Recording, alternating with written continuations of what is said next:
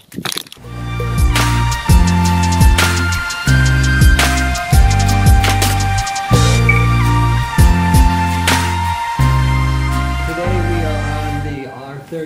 actually with the XIR screen. As far as training went, I am a little bit behind here. Today is Thursday, and I am covering all of last week's training. So for me, last week, as far as training went, things went fairly well. I was kind of closing out my training phase or my training block. So one of the goals was just to really kind of finish things off with my workouts and try to keep some consistency with the exercises, just because I am working through some injuries and things like that. Monday and Thursday, chest and back. Tuesday and Friday, shoulders and arms. Diet went okay. I mean, didn't get too crazy on New Year's, and so all of that went fairly well. One of the things that did kind of come up with my training is that, you know, I'm getting some equipment for my home gym, and I'm really starting to make some changes in my home gym.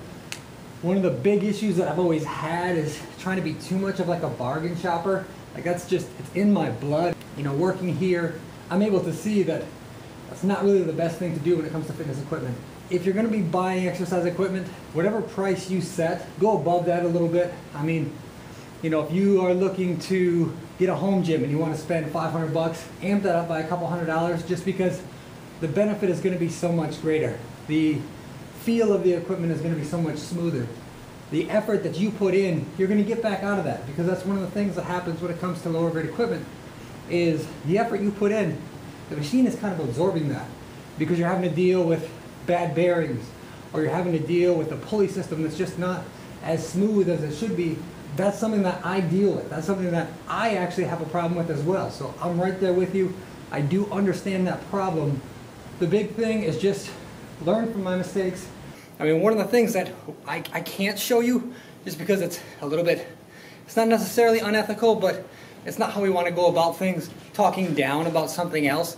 I'm not naming specific brands, but I can't show you a lower quality brand and then a higher quality brand and say that one's terrible and this one's fantastic, because there's a price point that that company needed to hit with that piece of equipment, and that's how they got there.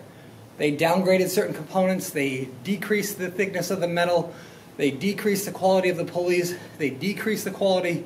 I mean, even on this exercise bike, it's a fantastic exercise bike. It's very smooth, the flywheel is very nice, the screen is robust, a twin mass system that's really supportive and is going to support all types of people.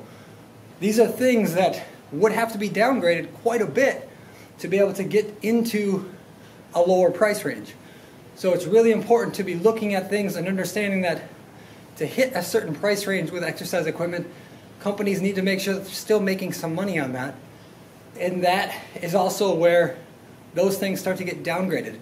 So it's not as smooth. If you're used to gym quality equipment and you want to buy a gym quality piece, you're not going to get there for $200.